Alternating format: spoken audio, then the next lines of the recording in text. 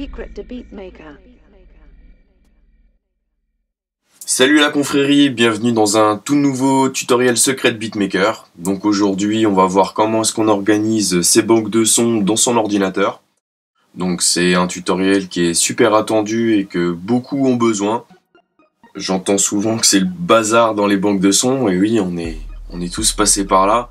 D'avoir un dossier où on met tout et après on essaye de créer des dossiers, on essaie de ranger, etc. et on est toujours perdu.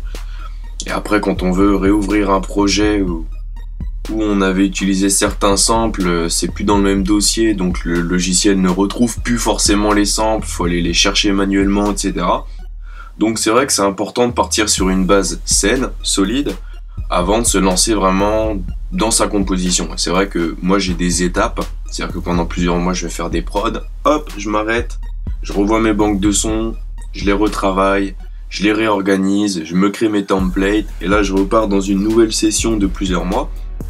Et donc j'avais fait une première session là au mois de décembre où j'avais commencé à bien organiser.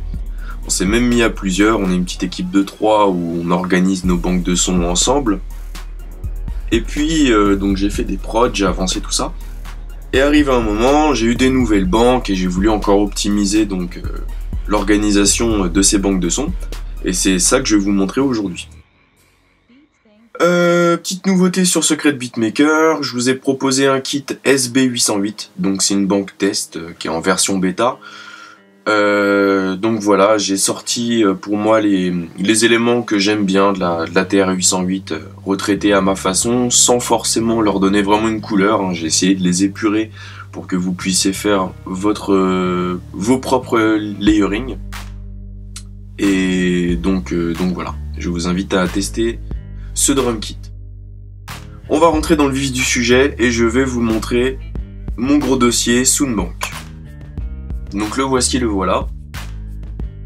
J'ai même une partition spéciale Soundbank. J'en ai une également pour tout ce qui est VST et donc les banques contact et tout ce qui fonctionne avec des VST. Par contre, pour tout ce qui est banque de son en audio, j'ai tout dans cette partition là. Alors j'ai organisé de la manière suivante. J'ai mis 808 et 909 parce que c'est des machines qu'on utilise de plus en plus et je pense qu'on les utilisera tout le temps. Donc j'ai plusieurs banques de plusieurs constructeurs. Donc par exemple vous allez voir dans 808, voilà, tout est organisé par marque. Pareil pour 909, bon, j'en ai un peu moins, c'est vrai que je suis un peu moins friand. Ensuite nous avons donc les acapellas où j'ai organisé toutes mes acapellas. Voilà, donc c'est pas encore optimisé ici. Pour ça petit à petit j'essaye d'optimiser. Un dossier boom bap où donc j'ai toutes les banques de sons boom bap. Pareil pour les breakbeats, pareil, ça c'est pas encore organisé. Je vais essayer de faciliter la tâche sur comment les organiser.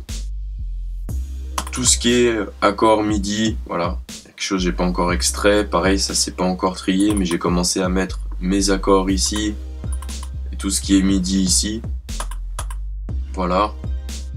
Donc pareil, hein, pour tout un tas de choses, classical movie and score, voilà, bon, j'ai pas grand chose, mais j'ai commencé à les trier. Les drive and drum machine, pareil, ils sont tous là, je pourrais remettre les covers. Pour drum sample broker, pareil. J'ai tout organisé. Donc voilà, par style, dubstep, FX, voilà. Donc tout n'est pas encore optimisé et mon but c'est vrai aujourd'hui, c'est que toutes les banques soient bien triées avec la petite pochette, qu'on puisse facilement retrouver le produit qu'on recherche, qu'il soit bien renommé et également les retrier à l'intérieur. Parce qu'il y a certaines banques qui sont pas du tout organisées et vous pouvez vous leur faire de votre côté. Donc pareil pour Producer Choice, voilà tous les produits. Donc j'ai acheté le bundle sur le site. Ils font souvent des bundles qui vendent moins cher et ça permet d'économiser un peu. Et donc voilà, là c'est toutes les banques. Bon par contre elles sont pas comme ça, hein. Quand on les télécharge, il n'y a pas la pochette. Il y a une petite manipulation à faire et ça je vais vous le montrer dans ce tutoriel. Donc voilà, pareil pour tout ce qui est preset, impulse, donc pareil, tout ça c'est pas organisé. Hop. Donc j'ai essayé d'organiser par synthé.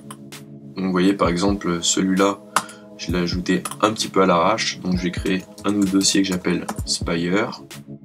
J'ai pas encore de banque pour Spire. Hop. Voilà.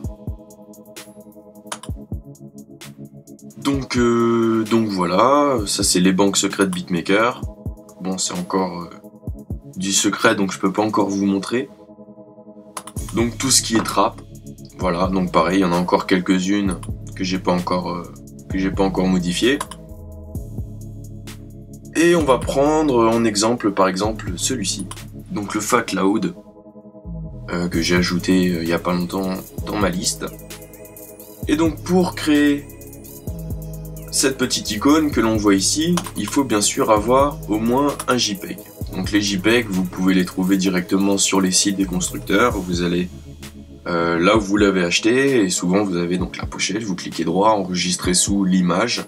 Vous pouvez la mettre dans le même dossier ou alors les laisser dans un autre dossier, ça c'est pas trop grave. Mais il vous faut surtout un petit logiciel qui est super bien, qui est celui-ci, IMG2 ICNS. Voilà. Donc ce petit logiciel, il vous suffit de glisser votre JPEG dedans, de cliquer sur ICNS, voilà, de l'enregistrer là où vous voulez.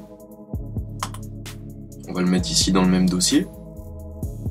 Alors la petite manipulation, c'est qu'il faut ouvrir, donc là c'est sur Mac, sur PC ça doit être différent, mais c'est plus ou moins la même chose. Vous ouvrez les préférences de votre dossier, et vous glissez le point ICNS ici, là quand le petit plus il s'affiche. Et voilà. On a notre banque qui est toute belle. Donc faut passer du temps manuellement à tous les faire. Mais une fois que c'est fait, c'est joli, et on s'y retrouve, on rentre dans une organisation qui est constructive. Donc voilà, pareil pour Trap, alors pour l'instant c'est un peu le bazar, mais je vais bientôt faire... On va commencer à le faire tout de suite. Séparer les drum kits.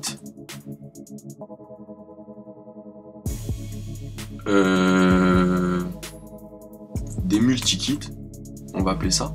Vous savez, les kits avec les multipistes. Multi-kit, voilà, on l'appelle chacun comme on veut. Donc les loops, hein, j'aurais pu mettre loops, mais bon, on appelle ça comme ça. Et ensuite, bah, il nous suffit de les glisser. Après, on peut se trouver une petite icône pour les drum kits.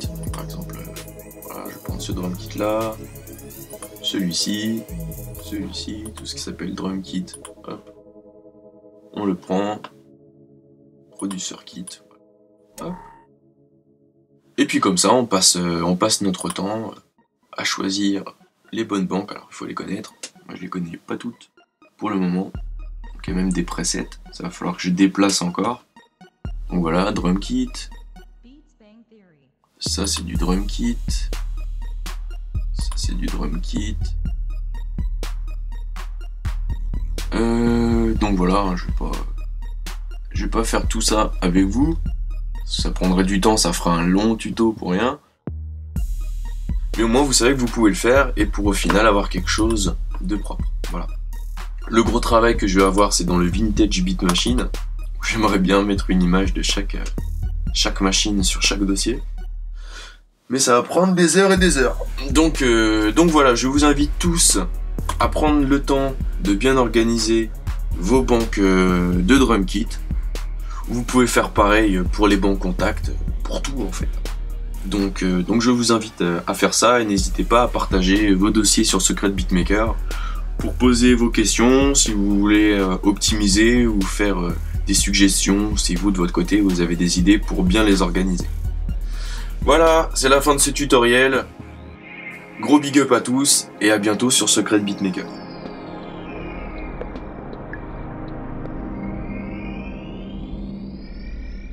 Secret to Beatmaker.